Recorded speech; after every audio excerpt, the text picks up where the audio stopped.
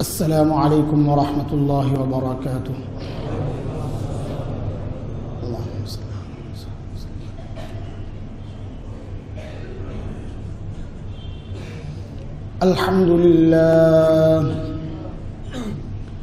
الحمد لله نحمده ونستعينه ونستغفره ونؤمن به ونتوكل عليه ونعوذ بالله من شرور أنفسنا ومن سيئات أعمالنا.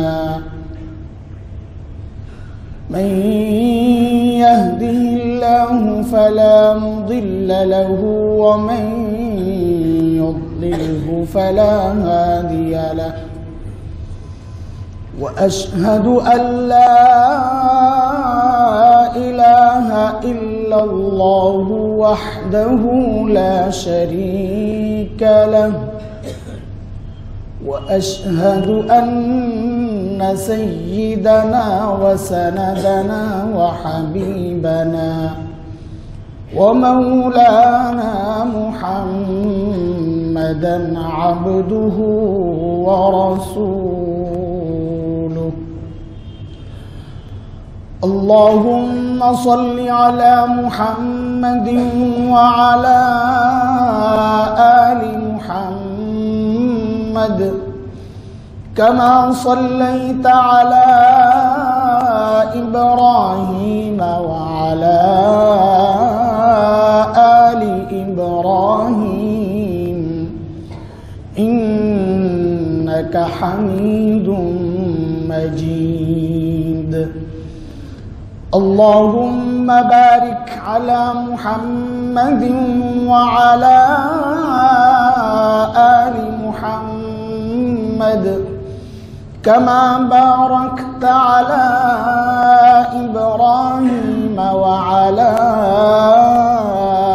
آل إبراهيم إنك حميد مجيد.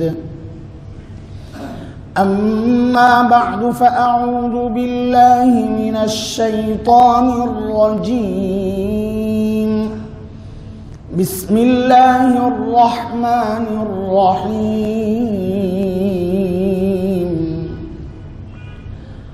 قال ما منعك ألا تسجد إذ أمرتك؟ قال أنا خير منه خلقتني من نار وخلقته من طين. قال فاهبط منها فما يكون لك أن تتكبر فيها فاخرج إنك من الصاغرين. قال أنظرني إلى يوم يبعثون. قال إنك من المنظرين. قال فبما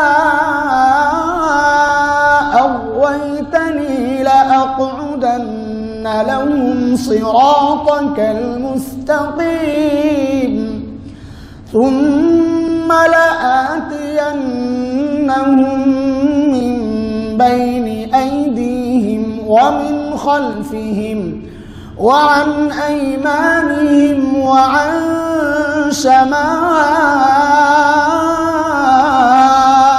شمائلهم ولا تجد أكثرهم شاكرين.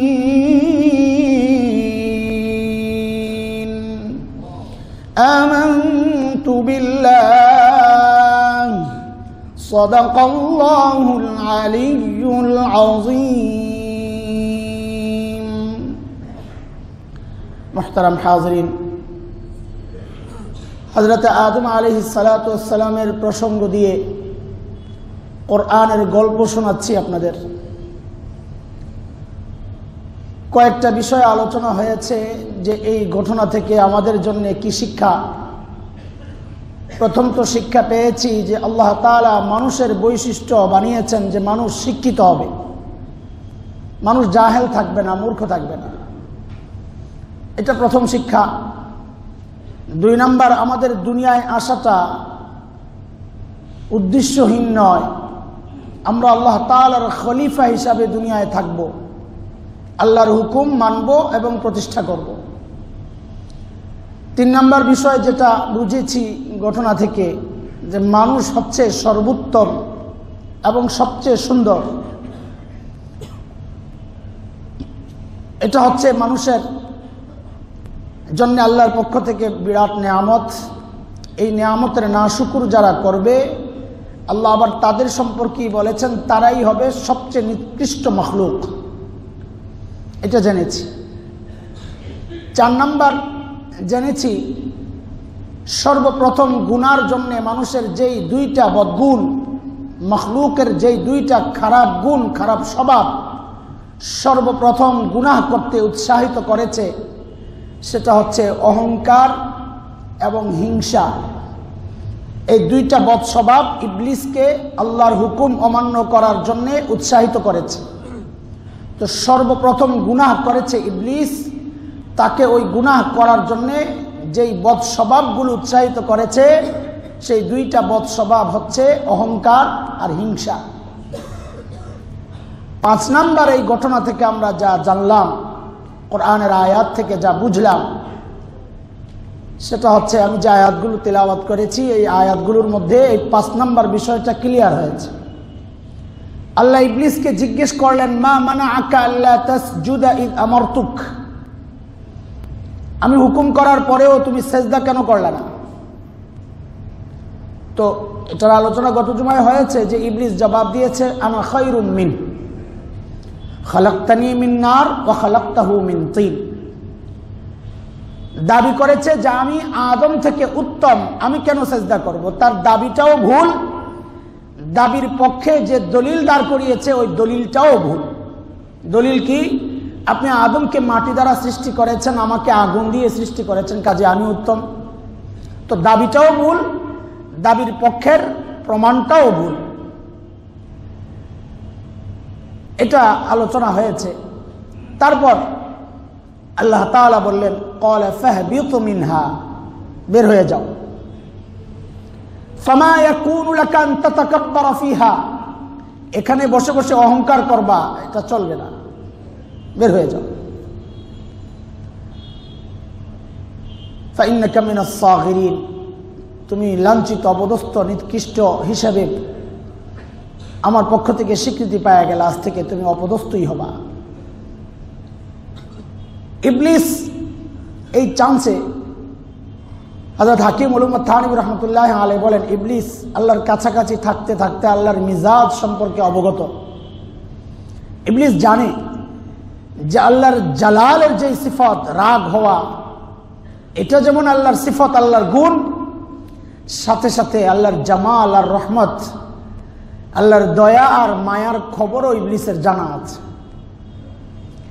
ওই সুযোগটা ইবলিস নিয়ে নিছে। ইবলিস জানে যে রবের কাছে কিছু চাইলে রব দিয়ে দিবেন। তো ইবলিস সাথে সাথে বলল, ঠিক আছে, বের তো করে দিবেন, আনজিরনি ইলা ইয়াউমি ইউবআসুন, আমাকে কিয়ামত পর্যন্ত একটু চান্স দেন। এখান থেকে আমরা বুঝলাম ইবলিসের এই চাওয়াটাও আল্লাহ কবুল করেছেন। আল্লাহ বলেন, ইন্নাকা মিনাল মুনজারিন, যা, তোমাকে সুযোগ দিয়ে দিলাম, যাও, যা, সুযোগ দিয়ে দিলাম। এই সুযোগ পেয়েই ইবলিস সাথে সাথে চ্যালেঞ্জ করল। সূরা আরাফের এই 16 নম্বর আয়াত থেকে শুরু ইবলিসের চ্যালেঞ্জ। قال فبما أغويتني لأقعدن لهم صراطك المستقيم ثم لآتينهم من بين أيديهم ومن خلفهم وعن أيمانهم وعن شمائلهم ولا تجد أكثرهم شاكرين। ইবলিস চ্যালেঞ্জ দিয়ে আল্লাহকে বলল যাদের কারণে আপনি আমাকে তাড়িয়ে দিলেন, আমি এদেরকে ছাড়বো না,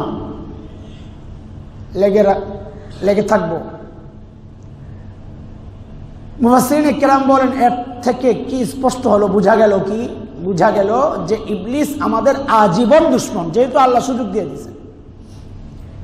ইবলিসের দুশ্মনীটা কিয়ামত পর্যন্ত ইবলিস আল্লাহর কাছে চেয়ে নিয়েছে, আনজিরনি ইলা ইয়াউমি ইউবআসুন, কিয়ামত পর্যন্ত আমাকে সুযোগ দেন। আল্লাহ বলেন দিলাম। তার মানে কি? ইবলিসের দুশ্মনী আর শত্রুতা কোনো নির্দিষ্ট টাইমের জন্য নয়, কোনো নির্দিষ্ট প্রক্রিয়ার সাথে সীমাবদ্ধ নয় যে এই কাজটা করলে ইবলিসের দুশ্মনী শেষ, একটা খুন করছি ইবলিসের টার্গেট শেষ। না, মৃত্যুর আগ পর্যন্ত ইবলিস আমার পিছনে লেগেই থাকবে, আমাকে দিয়া পাপ করাবে করাবে করাবে। চূড়ান্ত টার্গেট হচ্ছে আমাকে দিয়া শিরিক করা, এটা ইবলিসের চূড়ান্ত টার্গেট। আমি আপনি যেন বেনামাজি থাকি, এই টার্গেট ইবলিস করে। আমি আর আপনি যেন নামাজ না পড়ি, এই টার্গেট ইবলিস করে। যেন রোজা না রাখি, এই টার্গেট ইবলিস করে। কিন্তু এটাই ইবলিসের চূড়ান্ত টার্গেট না। কারণ ইবলিস জানে, এটা আমার রবের ঘোষণা, ইবলিস জানে। ওই যে আমাদের হযরত বলেছিলেন, আমি আগেও বলেছিলাম একদিন আপনাদেরকে, যে ইবলিস আর আল্লাহর কথাবার্তার ধরনে কেমন মনে হয়েছে, যে ইবলিস বলে আমি গোমরাহ করতেই থাকবো করতেই থাকবো করতেই থাকবো। তো যেন আল্লাহর পক্ষ থেকে প্রশ্ন আসছে, তোর হুমকি ধমকি কথাবার্তা কি শেষ? বলে হ্যাঁ শেষ। তো শেষ হইলে এবার আমারটাও শোন, আমি আমার বান্দাদেরকে মাফ করতেই থাকবো করতেই থাকবো করতেই থাকবো। তো ইবলিস তো এটা জানে যে আমি যতই বেনামাজি বানাই, আল্লাহ চাইলেই মাফ করে দিবেন। আল্লাহও আবার একটা শর্ত জুড়ে দিয়েছেন মাফ করার জন্য বান্দাদেরকে, বান্দা যত গুনাহ তুমি করো আমি চাইলেই মাফ করে দিতে পারি। এই জন্য তো আমি মালিক ইয়াউমিদ্দিন।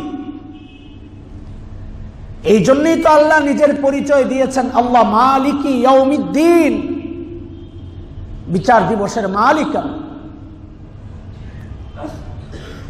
বিচার দিবসে বিচার হবে, তো যিনি বিচার করবেন, বিচার তো করবেন আল্লাহ তাআলা। তো যিনি বিচার করেন তাকে তো মালিক বলে না ভাই, তাকে তো বিচারক বলে। অথচ আল্লাহ তাআলা নিজের পরিচয় দিলেন, আমি বিচারক না, আমি মালিক। আমরাও নামাজের মধ্যে পড়ি, আল্লাহকে বলি আল্লাহ আপনি মালিক ইয়াউমিদ্দিন, আপনি বিচার দিবসের মালিক। খেয়াল করেন, আল্লাহ নিজেকে বিচারক বলেন নাই, আল্লাহ নিজেকে মালিক বলেছেন। কেন বলেছেন মালিক? কারণ মালিক আর বিচারকের মধ্যে পার্থক্য আছে। বিচারক তো বিচার করেন সিস্টেম মতো, বিচারক বিচার করেন, দেশের সংবিধান থাকে, সংবিধান অনুযায়ী বিচার করেন। সংবিধানের বাইরে বিচারক যেতে পারেন না, বিভিন্ন ধারা উপধারা মিলায়া একটা সিদ্ধান্ত দিয়ে দেন। সিস্টেমের বাইরে বিচারক যান না, যেতে পারেন না। কিন্তু মালিকের জন্য কোনো সিস্টেম নাই। কেউ যখন কোনো বস্তুর মালিক হয়, তার জন্য কোনো সিস্টেম নাই। আমি টুপির মালিক, আমি কাউকে টুপিটা ফ্রি দিয়ে দিলে কারো কিছু বলার নাই, ফেলে দিলে কারো কিছু বলার নাই, কারো কাছে সস্তায় বিক্রি করলে কারো কিছু বলার নাই, কারণ আমি মালিক। আমার যা ইচ্ছা আমি তাই করব। ঠিক আল্লাহ যেন তাই বলছেন, আমি বিচার দিবসের মালিক, আমি বিচারক না। আমি যদি বিচার দিবসের বিচারক হতাম তো আমি সিস্টেমের বাইরে যেতাম না। তুমি নামাজ পড়ো নাই, আমি তোমারে জাহান্নামে পাঠিয়ে দিতাম। রোজা রাখো নাই, জাহান্নামে পাঠিয়ে দিতাম। কিন্তু আমি যেহেতু বিচারক না, আমি মালিক, মালিকের সিস্টেম চলে না। সারা জিন্দগি এক ওয়াক্ত নামাজ তুমি পড়ো নাই, আমি মালিক, আমি চাইলেই তোমার সারা জিন্দগির গুনাহগুলা মাফ কইরা তোমারে জান্নাত দিয়ে দিতে পারি। এর নাম মালিক ইয়াউমিদ্দিন। এই জন্য আল্লাহ নিজেকে মালিক বলেছেন, বিচারক বলেন নাই, মালিক ইয়াউমিদ্দিন। আল্লাহু আকবার! কত বড় সুসংবাদ আমাদের জন্য এই শব্দটার মধ্যে। শুধু এই শব্দটার মধ্যে আমাদের জন্য কত বড় সুসংবাদ। তো ইবলিস তো এগুলা জানে, ইবলিস জানে আল্লাহর ঘোষণা, ইন্নাল্লাহা লা ইয়াগফিরু আন ইউশরাকা বিহি ওয়া ইয়াগফিরু মা দুনা যালিকা লিমান ইয়াশা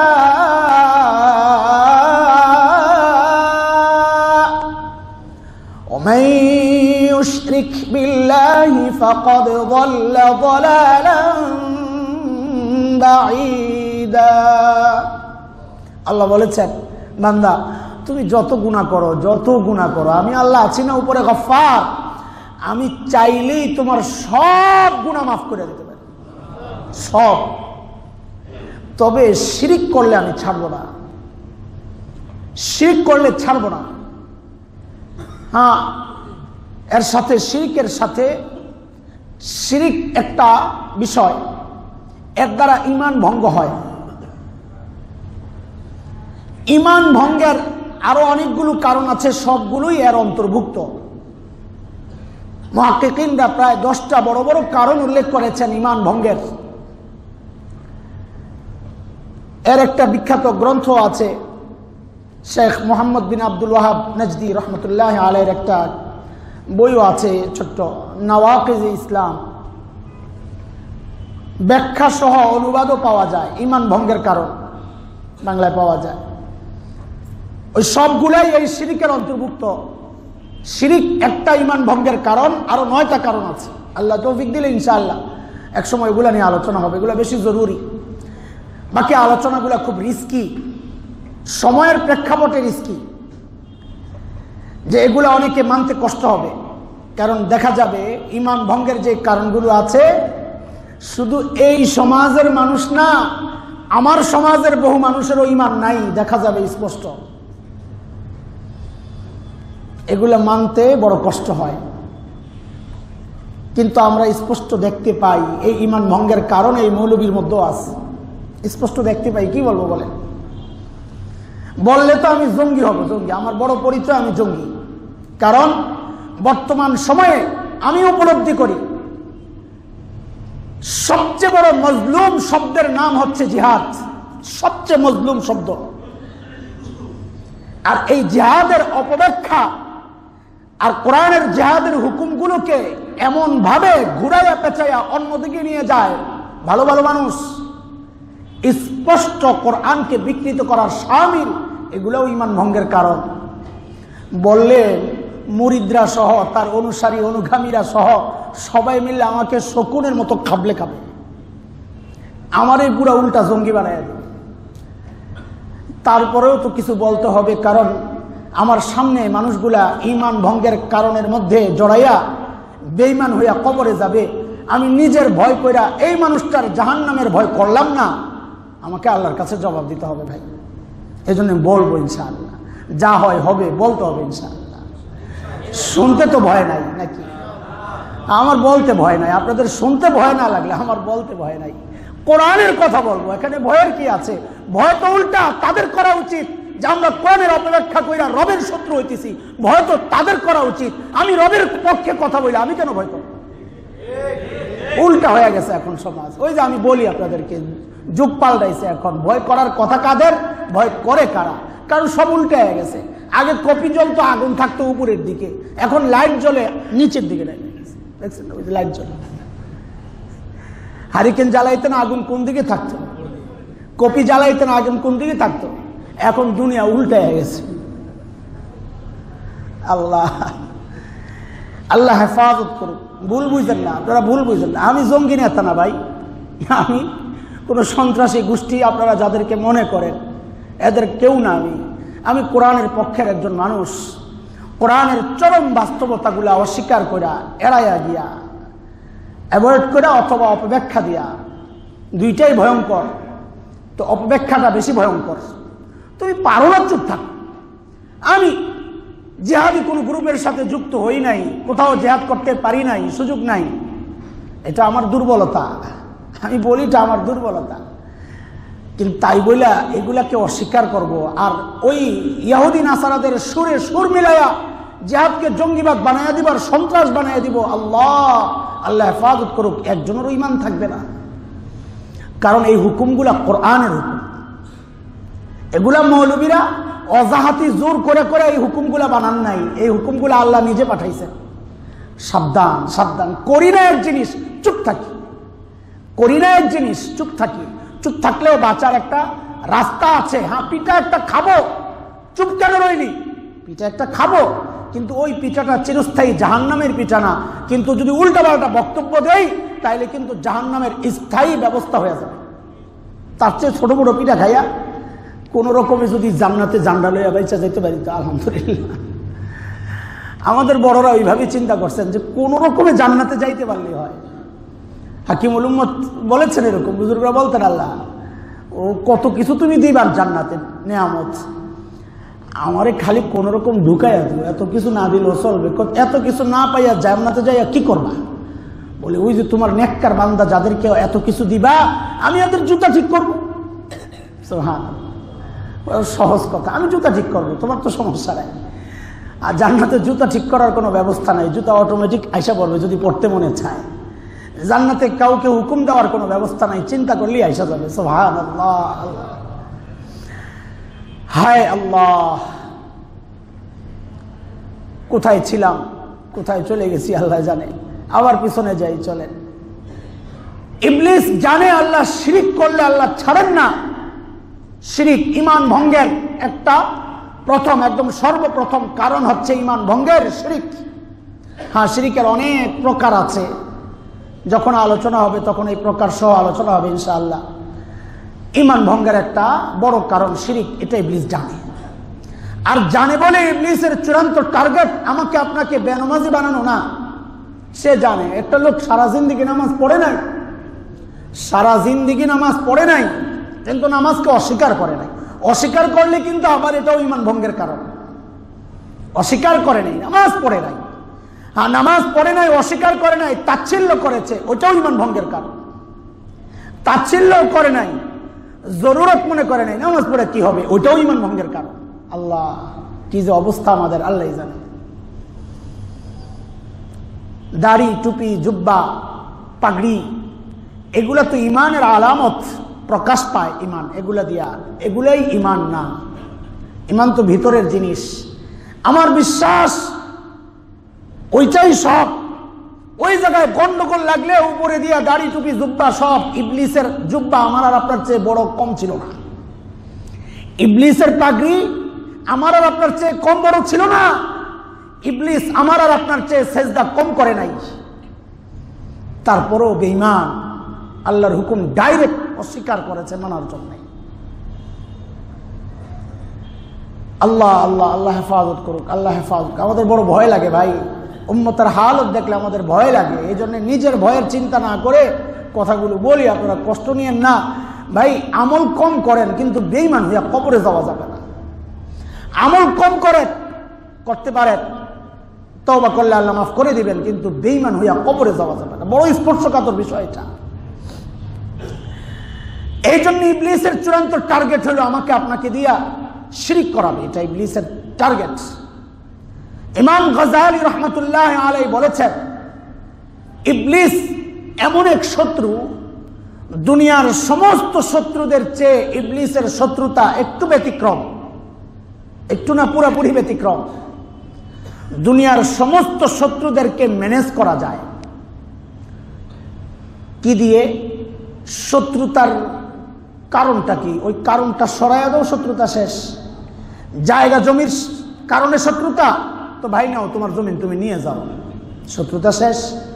ক্ষমতার শত্রুতা, ভাই তুমি ক্ষমতায় চালাও, আমার দরকার নাই, শত্রুতা শেষ।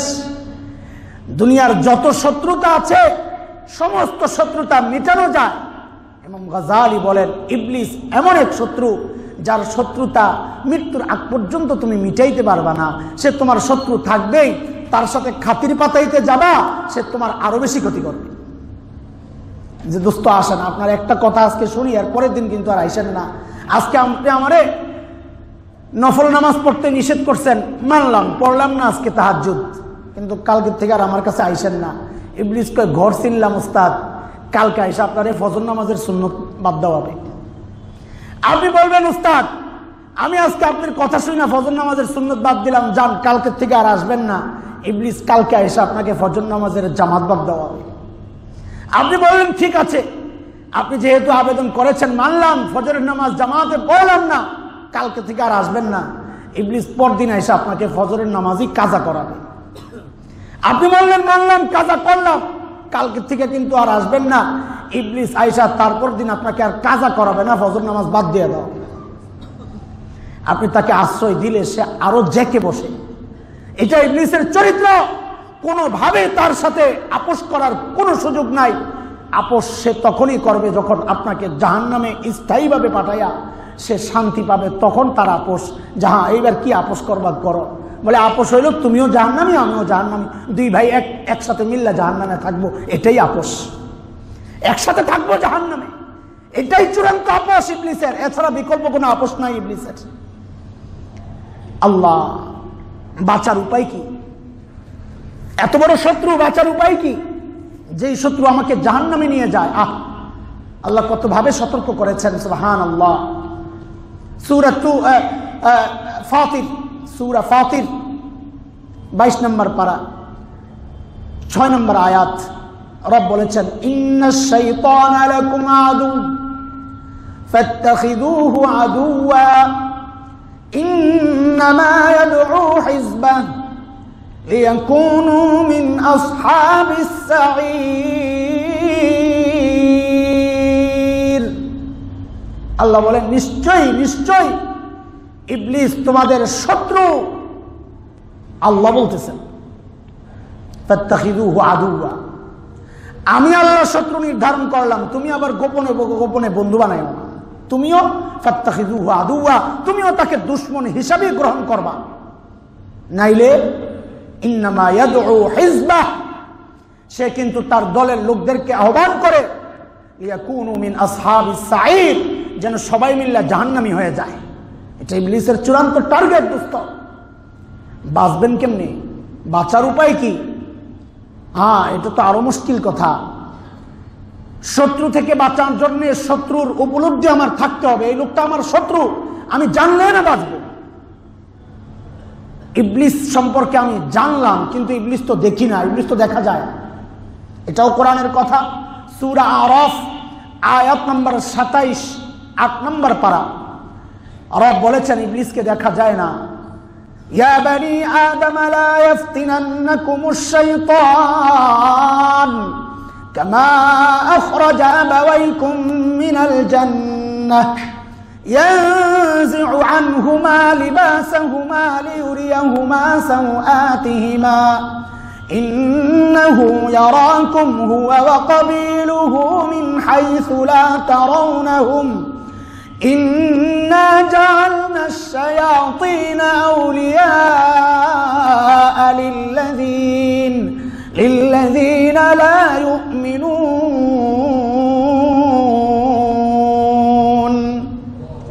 রব বলেন ইন্নাহু ইয়ারাকুম হুয়া ওয়া ক্বাবিলুহু মিন হাইসু লা তারাউন, নিশ্চয়ই ইবলিস এবং তার সাঙ্গপাঙ্গরা তোমাদেরকে এমন ভাবে দেখে যে তোমরা কিন্তু ইবলিসকে দেখো না। দেখি না ইবলিসকে। তো এত ভয়ঙ্কর শত্রু ইবলিস, কিয়ামত পর্যন্ত শত্রু, আজীবন শত্রু, আমৃত্য শত্রু ইবলিস। এত ভয়ঙ্কর শত্রু আল্লাহ দিলেন, বাঁচার উপায়টা কি? বলে আল্লাহ শত্রু যত বড় বানাইছেন তার চেয়ে 1000 গুণ বেশি শক্তিশালী বাঁচার উপায়ও আল্লাহ দিয়ে দিয়েছেন। তারপরেও আরো বড় সুসংবাদ আছে, সেটা হচ্ছে বাঁচতে পারো নাই না, ইবলিসের চক্রান্তের জালে তুমি জড়িয়েছ। তো আল্লাহ বলেন বান্দা যতই জড়াও আমি তো উপরে একজন আছি। তুমি যতই জড়াও আমি আল্লাহ উপরে একজন আছি। তার আগে তুমি চেষ্টা করো বাঁচার জন্য। বাঁচতে না পারলে যদি জড়িয়ে যাও আমাকে ডাক দিও। ইবলিস থেকে বাঁচার উপায় কি? আগে বাঁচার উপায়টা বুঝি, তারপর বাঁচতে না পারলে তারপর কি করব সেটাও জানি। নিরাশ হওয়ার কিছু নাই, আশাবাদী হই। আমাকে আমার রব নৈরাশ্যতা, এটা কুফরি, আমার রব জানায় দিয়েছেন বান্দা তুমি নিরাশ কেন হবা?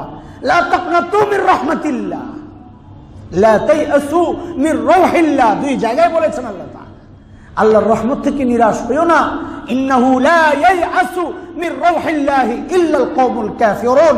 আল্লাহর রহমত থেকে নিরাশ তো কেবল কাফেররা হবে, তুমি কেন হবা? তোমার তো মালিক আছে, যার মালিক নাই সে নিরাশ হবে, তুমি কেন হবা?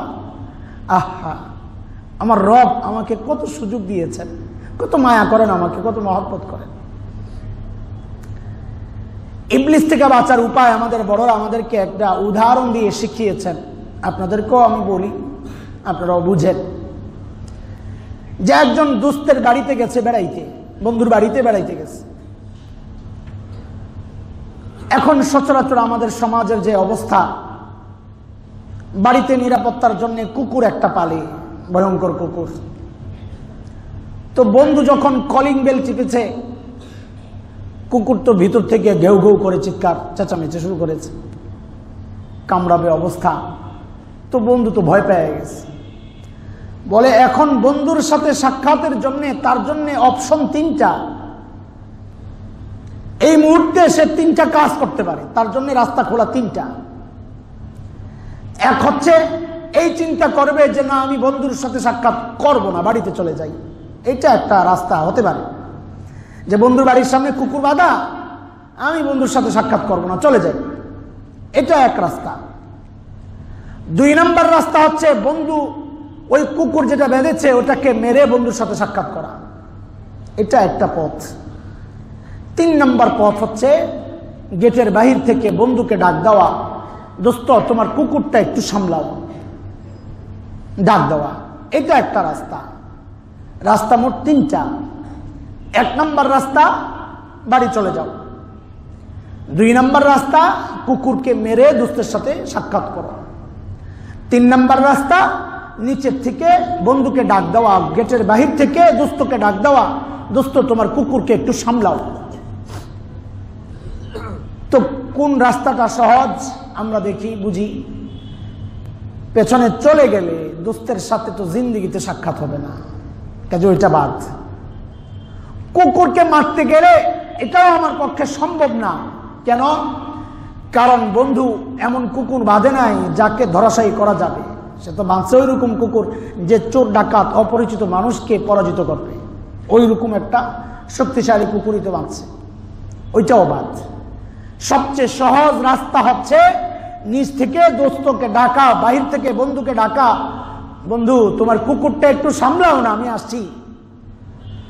তো এটা তো সারা জিন্দগির জন্য আমাদের জন্য উদাহরণ এবং দুর্ভাগ্য। এটা আমাদের জন্য বুঝার জন্য উদাহরণ, পাশাপাশি এটা আমাদের জন্য দুর্ভাগ্য। মনিবের অনুগত হওয়ার বিষয়টা বোঝানোর জন্য আমরা কুকুরকে টাই না আনি, যে দেখো কুকুর তার মনিবের কত অনুগত, মনিব ডাক দিলে কুকুর চলে আসে। এটা আমাদের জন্য দুর্ভাগ্য যে মনিবের অনুগত হওয়া, এটা বোঝানোর জন্য আমাদেরকে কুকুরের সাথে উদাহরণ দিতে হয়। আমরা কুকুরের চেয়েও নিকৃষ্ট। কুকুর মনিবের অনুগত, মনিব ডাক দিলে কুকুর দৌড়াইয়া আসে, আর আমার মনিব আমাকে 5 বার ডাকেন আসার জন্য, তাও আমি আসি না। আমি কুকুরের চেয়েও নিকৃষ্ট। তো বন্ধুকে ডাক দিলে, বন্ধু তোমার কুকুর সামলাও। কুকুর যেহেতু মনিবের খুব অনুগত হয়, বন্ধু যখন ডাক দিবে, এই কুকুরের একটা নাম যেগুলো রাখেন আপনারা, মন্টু, জল্টু, পল্টু, ফল্টু, কত কিছু রাখে। ডাক দিল, কুকুর আস্তে করে সাইডে এসা দেয়ালের সাথে গা ঘষবে আর লেন্স লাগতে থাকবে, বন্ধুর সাথে সাক্ষাৎ হবে। এটা হচ্ছে একটা উদাহরণ। এইবার বুঝেন শয়তান থেকে বাঁচার উপায় কি। মুহতারাম, আমরা যারা ঈমান কবুল করেছি, আমাদের জীবনের একটা বড় টার্গেট হচ্ছে আমরা জান্নাতে আমাদের রবের সাথে সাক্ষাৎ করব ইনশাআল্লাহ। হাদিসে আসছে, ইন্নাকুম সাতারাউনা রাব্বাকুম কামা তারাউনাল কমার লাইলাতাল বদর। জান্নাতে তোমরা তোমাদের রবকে এরকম স্পষ্ট দেখতে পাবা। আল্লাহর নবী বলেন, যেমন পূর্ণিমার রাতে পূর্ণিমার চাঁদকে যেমন স্পষ্ট সবাই দেখতে পায়, জান্নাতে প্রত্যেকটা মুমিন বান্দা তার রবকে ওইরকম দেখতে পাবে। আলহামদুলিল্লাহ, আলহামদুলিল্লাহ। তো আমরা জান্নাতে যাব, আমাদের রবকে দেখব, এটা আমাদের চূড়ান্ত একটা টার্গেট। মালিককে দেখব, যেই মালিকের এত নিয়ামত ভোগ করলাম, যাকে না দেখে বিশ্বাস করলাম, ওই মালিককে এখন দেখব। এটা প্রত্যেক মুমিনের দিলের বড় তামান্না। কিন্তু জান্নাতে যাওয়ার যেই গেট, জান্নাতে যাওয়ার যেই রাস্তা, ওই রাস্তাটার নাম হচ্ছে সিরাতে মুস্তাকিম, সরল পথ। নামাজের মধ্যে সূরা ফাতিহায় আমরা তিলাওয়াত করি, ইহদিনাস সিরাতাল মুস্তাকিম সিরাতাল লাযীনা আন'আমতা আলাইহিম গায়রিল মাগদুবি আলাইহিম ওয়ালাদ-দাল্লিন।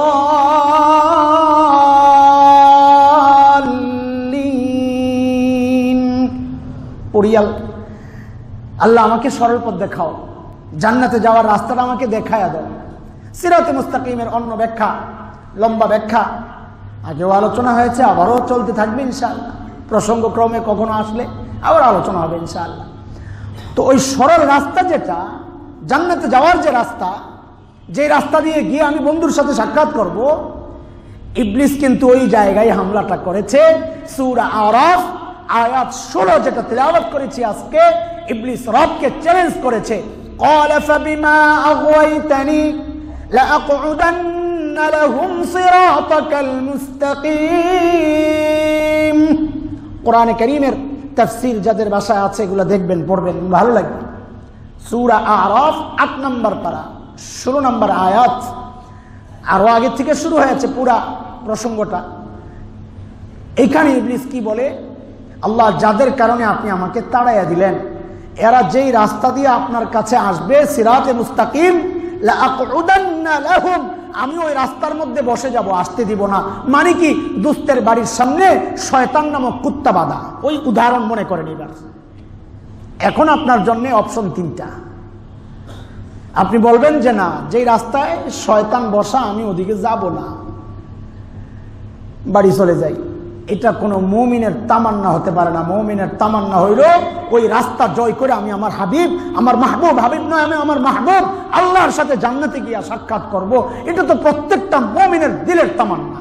এই তামান্না না রাখলে ঈমান থাকবে না। আমি আখিরাতে জান্নাত পাবো, এই তামান্না না থাকলে ঈমান থাকবে না। এই আশা করতে হবে, জান্নাতের আশা করতে হবে, আল্লাহর লেখার আশা করতে হবে।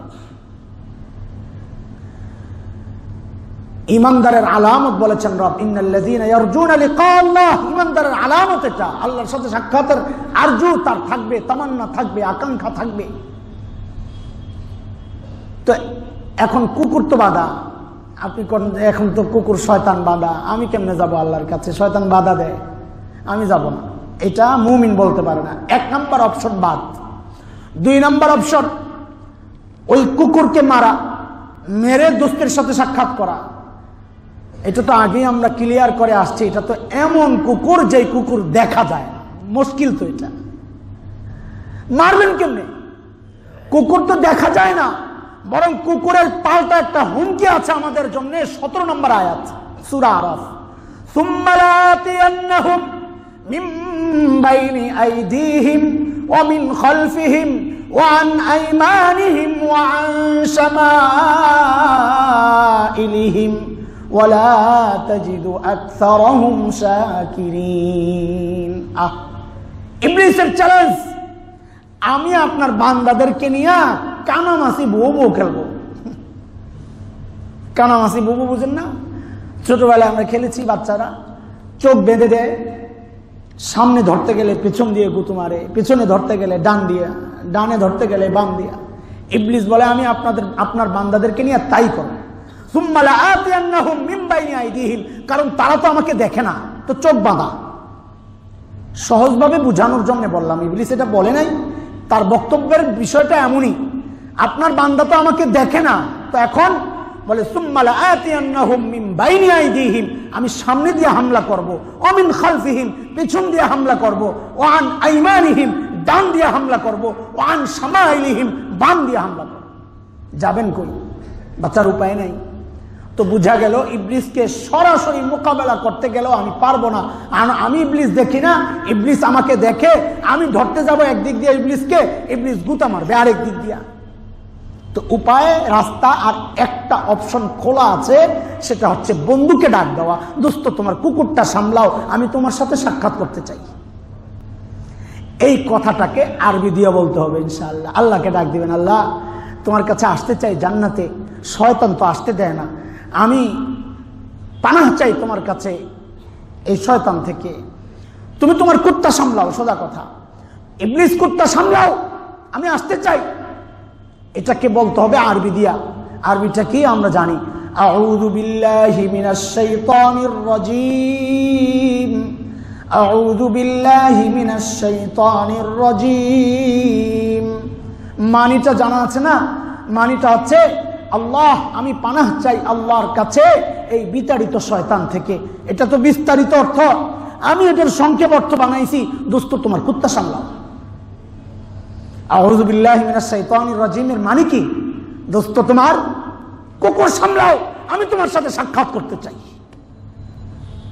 ইবলিসের সাথে আবার আল্লাহর আগে একটা কথা আছে, ইল্লা ইবাদাকাল মুখলাসিন। হ্যাঁ, আমি আপনার বান্দাদেরকে পথভ্রষ্ট করতেই থাকবো, তবে আপনার স্পেশাল বান্দা যেটা, ওইটা তো পারবো না, এটা আপনি আছেন না। তো আল্লাহ বান্দা যখন আউযুবিল্লাহ বলে আল্লাহকে ডাক দিবে, আল্লাহ তোমার কুকুর সামলাও, তো আল্লাহ বলবে ইবলিস এটা আমার স্পেশাল বান্দা, ভাগ। সুবহানাল্লাহ। এখনো অনেকের কাছে বিষয়টা অস্পষ্ট, আবার ক্লিয়ার বুঝেন। আপনার যখন গুনাহ করতে মনে চায় তো বুঝে নিবেন আল্লাহ আর আমার মাঝখানের রাস্তায় ইবলিস কুত্তা ঢুকে গেছে। এখন করণীয় কি? এটাকে তাড়ানোর জন্য উপায় কি? বলে উপায় তুমি পারবা না, তুমি মারতে পারবা না, তুমি কুকুরের মালিককে ডাক দাও, আউযু বিল্লাহি মিনাশ শাইতানির রাজীম, আমি আসতে চাই, কুকুর আসতে দেয় না, দোস্ত তোমার কুকুর সামলাও। এটা বললে কুকুর পালাবে। কিন্তু দুনিয়ার কুকুরের যে বদস্বভাব, ইবলিসেরও একই বদস্বভাব। দুনিয়ার কুকুরকে তাড়ানি দিলে সে দৌড়ায়, অনেক দূর স্পিরিটে যায়, এক জায়গায় যায় থামে, হাত পাও চারটা দিয়ে ব্রেক করে পিছনের দিকে তাকায় দেখে আপনি কি করতেছেন। যদি দেখে আপনি দাঁড়াইছেন, কুকুরে দাঁড়ায়, আর যদি দেখে আপনি দৌড় অব্যাহত রাখছেন, কুকুর আবার দেয় দৌড়। যদি দেখে আপনি ব্যাক করতেছেন, কুকুর তিনিও লেঞ্জা লাড়তে আপনার পিছনে আবার আসবে। ঠিক ইবলিসের চরিত্র তাই।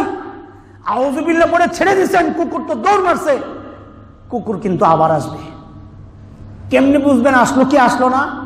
যদি দেখেন গুনাহটা আবারও করতে মনে চায়, বুঝবেন কুকুরে যে তাড়ানি দিছিলাম ওটা তো আবার আসছে। ও বুঝছি, তোমার এই লাঠি হালকা দৌড়ানি তোমার কাজ হবে না, তোমার জন্য মুগুর লাগবে, মোটা লাঠি লাগবে একটা মাথা ফাটানোর জন্য। তো আল্লাহ বলেন বান্দা, তো তোমারে আমি একটা মোটা লাঠি দিয়ে দিলাম, এটা দিয়া ইবলিসকে তাড়ানি দিবা। মোটা লাঠিটা কি? লা হাওলা ওয়ালা কুওয়াতা ইল্লা বিল্লাহিল আলিয়্যিল আযীম। এইটা বললে ইবলিস আর থাকবে না, কোনোভাবেই তার থাকার কোনো উপায় নাই। হ্যাঁ, আপনি মনে মনে চিন্তা করবেন যে আউযু বিল্লাহ লা হাওলা পড়েও দেখছি, এরপরেও গুনাহ করতে মনে চায়। যদি ওই অবস্থা হয়, আউযু বিল্লাহ লা হাওলা পড়ার পরেও যদি গুনাহ করতে মনে চায়, তো আপনি বুঝবেন এটা বড় ইবলিসের কাজ। এটা এই ইবলিস না, বড় ইবলিস আবার আমার ভিতরে থাকে, খানকার মধ্যে বসা। এই খাঁচাটার নাম দিছি আমি খানকা। ওই খানকার ভিতরে বড় পীর সাহেব একজন আছে, সেই পীর সাহেবের নাম হচ্ছে মিস্টার নফস। যেই নফস ইবলিসকে পাপী বানাইছে। ইবলিস আমাকে আপনাকে দিয়া পাপ করায় না, তো ইবলিসকে পাপ করানোর প্রতি উৎসাহিত করছে কোন ইবলিস? ওটা ইবলিসের বস। ওই বস হচ্ছে ইবলিসের নফস। ওই নফস কিন্তু আমার মধ্যেও আছে, আপনার মধ্যেও আছে। কাজে এটা হইল ইবলিসের চেয়েও ভয়ঙ্কর, যেটা আউযু বিল্লাহ পড়লেও কাজ হয় না, লা হাওলা পড়লেও কাজ হয় না। এই নফসকে ম্যানেজ করার জন্য হক্কানি উলামায়ে কেরামের কাছে বেশি বেশি গেলে তারা আপনাকে বিভিন্ন চিকিৎসা দিয়ে দিবেন, কাজ হবে। তাইলে নফসের গুনাহ থেকেও আপনি বাঁচবেন। মুহতারাম হাজরিন, বলতেছিলাম এরপরেও যদি গুনাহ করে ফেলি, কুকুর যদি কামড়ায়, আউযু বিল্লাহর অস্ত্র আমার কাছে আছে, লা হাওলার অস্ত্র আমার কাছে আছে, ব্যবহার করার সুযোগ পাই নাই। হতে পারে দুই পকেটে দুই রিভলভার, অন্ধকার দিয়ে যাচ্ছি, হঠাৎ দুশমন আমার উপর হামলা করেছে অতর্কিত। হতে পারে আমি অস্ত্র ব্যবহার করতে পারি নাই। হতে পারে আল্লাহ বলেন যদি কামড় খেয়ে যাও, কুকুরের কামড় যদি খেয়ে যাও, মানে ইবলিসের চক্রান্তে আর ওয়াসওয়াসার ষড়যন্ত্রে যদি পড়ে যাও, তখন বান্দা তুমি কি করবা? ঘাবড়াইও না, আমি তোমাকে চিকিৎসা দিয়ে দিলাম, মলম দিয়ে দিলাম, কামড়ের মধ্যে লাগাইয়া দিবা, সাথে সাথে ভালো হয়ে যাবে, সাথে সাথে ভালো হয়ে যাবে। আল্লাহ চিকিৎসা দিয়ে দিচ্ছেন আল্লাহ তাআলা। গুনাহ করছো তো তওবার মলম লাগাইয়া দাও, গুনাহ করছো তো তওবার মলম লাগাইয়া দাও, কোনো সমস্যা নাই। অস্ত্র দিলাম, ব্যবহার করতে পারো নাই, ঠিক আছে, শেষ হয়ে যায় নাই, রাস্তা বন্ধ হয় নাই। আমার আল্লাহর রাস্তা বান্দার জন্য মৃত্যুর আগ পর্যন্ত আমি বন্ধ করি না। আল্লাহু আকবার। মলম রেখেছি, চিকিৎসা রেখেছি, কুকুরের কামড় খেয়েছ, সমস্যা কি? লাগায় দাও। বলে কয়বার লাগাবো? এটা দুনিয়ার মলম মনে করছো? কয়বার লাগাবা? কয়বার লাগাবা এটা পরে আগে বলো কামড় কয়টা খাইছো, কামড় কয়টা খাইছো। তো এক একজনের কামড়ের হালত এক এক রকম। একজন বলবে আমি 1 কোটি কামড় খেয়েছি, 1 কোটি গুনাহ করেছি। আরেকজন বলবে 100 কোটি কামড় খেয়েছি, 100 কোটি গুনাহ করেছি। আরেকজন বলবে 1000 কোটি কামড় খেয়েছি, 1000 কোটি গুনাহ করেছি। রব বলেন বাড়তেই তো থাকবে, কত আর বাড়বে। তো রব তার হাবিবের মাধ্যমে আমাদেরকে জানিয়ে দিয়েছেন, হাবিব আমার সাল্লাল্লাহু আলাইহি ওয়াসাল্লাম আপনি আপনার উম্মতকে জানায়া দেন, সে যেন নৈরাশ না হয়। আমি আল্লাহ তাকে চূড়ান্ত সুযোগটা দিয়ে রাখলাম, কি সে গুনাহ কত করছে এটা দেখার বিষয় না, কত আর করবে আমি একবারে জানায়া দিই। আপনি আপনার উম্মতকে জানায়া দেন বান্দার গুনাহগুলা এত এত স্টক হয়েছে, বিশাল। বলে কত? বলে হিমালয়ের সমান। ধরো এটা কি হইল? আরেকজনে বলে আমার তো আরো বেশি। বলে কত? কয় 2 হিমালয়। ধরো আর কি হইল? আল্লাহ, আল্লাহর রহমতের দরিয়া, এগুলা কিছুই না, কিছুই না। বান্দা তোমার গুনাহ যদি স্তূপ দাও, স্তূপ দিতে দিতে গোটা দুনিয়া স্তূপ হয়েছে, গোটা দুনিয়ায় ছড়াইয়া দেওয়া হয়েছে গুনাহ। কোন পর্যন্ত? বলে হাঁটু পর্যন্ত হয়েছে। এটা সমস্ত মানুষের গুনার কথা না, একজনের গুনাহ। কয়জনের? একজনের গুনার পরিমাণ যদি এত হয় যে গোটা দুনিয়ায় ছড়াইয়া দেওয়ার পর হাঁটু সমান হয়েছে।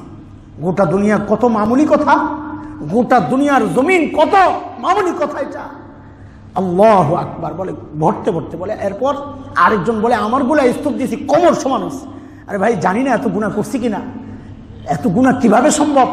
গোটা দুনিয়া এরকম কোমর সমান হয়ে যাবে, গলা সমান হয়ে যাবে, মাথার উপরে হয়ে যাবে। আল্লাহ বলেন এরপর আছে কেউ? বলে হ্যাঁ আমারটা আরো 10 তলা, গোটা দুনিয়া 10 তলা হয়ে গেছে আমার গুনার স্তূপ। বলে এরপর আছে কেউ? বলে একজন আসছেন সবচেয়ে বড় পাপী, বলে আমার তো 100 তলা হয়ে গেছে, গোটা দুনিয়া এত গুনাহ করছি। আল্লাহ আর আছে কেউ? বলে আরেকজন আসছে আমার তো 1000 তলা হয়ে গেছে। আল্লাহ বলে এত বারবার কি বলবো, আমি একবারে জানাইয়া দিই, শোনো একবারে জানাইয়া দিই। বান্দা তোমার গুনার পরিমাণ যদি আসমানে যায়,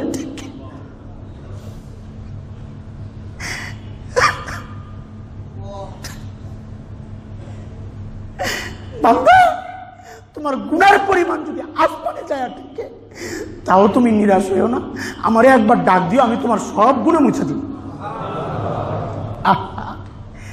এই কম্পিউটারের যুগে এটা বোঝা তো কত সহজ হয়ে গেছে না? কম্পিউটার থেকে ফাইল গায়েব করা যায়, ডিলিট অপশনে টিপ দিলে তো গায়েব হয়ে যায়।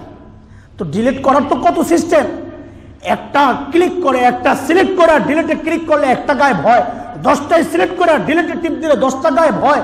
আর অল ডিলিটে সিলেক্ট করলে, অল ডিলিট টিপ দিলে সমস্ত ফাইল গায়েব হয় কিনা? তো একসাথে অল ডিলিটে টিপ দিয়া সব ফাইল গায়েব করা যায়। আমার হাতের বানানো কম্পিউটারে যদি অল ডিলিট অপশন থাকে, একবারে সব গুনাহ মাফ করা যায়। তো আমার রব বুঝি আমার চেয়েও দুর্বল? আমার রবের পক্ষেও এরকম অল ডিলিটে টিপ দেওয়া সম্ভব কি সম্ভব না? রব তো ওইটাই জানাইছেন, আমি তো অল ডিলিটে টিপ দিতে প্রস্তুত, তুমি খালি আমাকে বলো মাহবুব আমি গুনাহ করছি, কত করছি আমিও জানি না। এই জন্য রসুল দোয়াও ওইভাবেই শিখাইছেন, রব্বিগফির ওয়ারহাম ওয়াফু ওয়াতাকাররাম ওয়াতাজাওয়াজ আম্মা তাআলাম ইন্নাকা তাআলামু ওয়া লা না'লাম। আল্লাহ আপনি ওই গুনাহ মাফ করেন যেগুলো আপনি জানেন, আমিও জানি না। কত গুনাহ করছি আল্লাহর কাছে কয়টা বলবো? আরে কত গুনাহ করছি আমি নিজেও তো জানি না। বহু গুনাহ আছে আমার জানাও নাই, এই জন্য রাসূল দোয়াও আমাদেরকে ওইভাবে শিখাইছেন। সুবহানাল্লাহ, আল্লাহ কত গুনাহ করছি আমি নিজেও তো জানি না কত গুনাহ করছি, আপনি জানেন। তো আপনি যেগুলো জানেন আপনি ওগুলাও মাফ করে দিয়েন। কত সুন্দর করে রাসূল শিখাইছেন। আহ আহ আহ আহ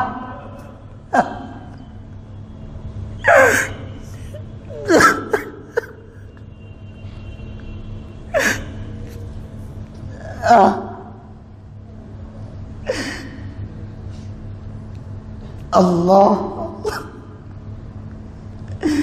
আল্লাহ মাফ চাই। আল্লাহ আমরা জানি না কত গুনাহ করছি, আপনি জানেন, আপনি যেগুলো জানেন ওগুলো মাফ করে দেন। আল্লাহ রাসূল ওইভাবে দোয়া শিখাইছেন, ওইভাবে দোয়া করবো আল্লাহর কাছে। আল্লাহ কত গুনাহ আমি নিজেও জানি না, আমার অজান্তেই গুনাহ হয়েছে, আল্লাহ আপনি জানেন, আপনার কাছে সব হিসাব আছে। হাসরের মাঠে যখন আমলনামা পেশ হবে বলে হায় মালি হাযাল কিতাব লা ইউগাদিরু সগীরাতান ওয়ালা কাবীরাতান ইল্লা আহসাহা। আর এটা কেমন আমলনামা, ছোটটাও ছাড়ে নাই বড়টাও ছাড়ে নাই, কোনোটাই ছাড়ে নাই। ওই দৃশ্য যেন দেখতে না হয়, দুনিয়া থেকে একদম আমলনামা ক্লিয়ার করে যেন আল্লাহ কবরে নেয়। আমি আল্লাহ সুযোগ রাখছেন, নিরাশ হওয়ার কোনো কারণ নাই। আল্লাহ সুযোগ রাখছেন, বান্দা আমি শত্রুও দিছি বড়, কিন্তু শত্রুকে মোকাবেলা করার অস্ত্র দিছি আরো মারাত্মক, আরো কঠিন। ওই অস্ত্র তুমি প্রয়োগ করো। যদি কোনো কারণে ভুলবশত প্রয়োগ করতে নাও পারো তাও নিরাশ হইও না, আমি আল্লাহ তাও তোমার জন্য আমার দরজা খোলা রাখছি। তুমি খালি আমাকে রব বলে একটা ডাক মারো, রব্বানা বলে একটা ডাক মারো। হাদিসে আসছে বান্দা যখন আল্লাহকে রব্বানা বলে ডাক দেয়, এ আমার রব, আল্লাহ ফেরেশতাদেরকে ডাক দিয়া বলেন আয়ালামু আব্দি আন্না লাহু রব। আরে আমার বান্দার এতটুকু খবর আছে, তার একজন রব আছে, এটা জানিস সে। যাও, আমার যে বান্দার এতটুকু খবর আছে সে কি চায় বলে মাফ চায়, বলে যাও আমি মাফ করে দিলাম। একটা ডাক দরকার, একটা ডাক দরকার। গুনাহ কে না করছি? নবীরা ছাড়া সবাই গুনাহগার, এমন কোন বান্দা নাই গুনাহ করে নাই। একমাত্র মাসুম হচ্ছেন নবীরা, কোনো গুনাহ করেন নাই তারা, এছাড়া সমস্ত মানুষ গুনাহ করেছে। হ্যাঁ, গুনার উপর অটল থাকা এটা শয়তানের কাজ, গুনাহ করলে ভুল করলে ক্ষমা চাওয়া এটা নবীদের কাজ। এটাও আসবে সামনের আরেকটা বিষয়ে ইনশাআল্লাহ। ও ভাই, শয়তান আমাদের বড় শত্রু, এটা এই ঘটনা থেকে জানলাম যে ইবলিস আমাদের চিরস্থায়ী শত্রু। এই চিরস্থায়ী শত্রুকে মোকাবেলা করতে হবে এবং বাঁচতেও হবে।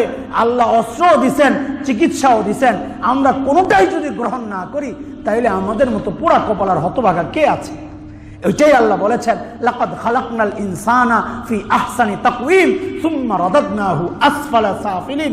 মানুষকে আমি সবচেয়ে সুন্দর অবয়বে বানাইছি, কিন্তু সে যদি এটার শুকরিয়া আদায় না করে, এটার মূল্যায়ন না করে, আমি ওই মানুষকে সবচেয়ে নিকৃষ্ট জায়গায় পৌঁছায়া দিব।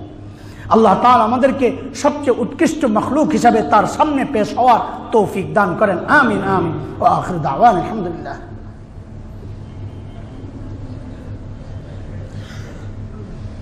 পরে বলি।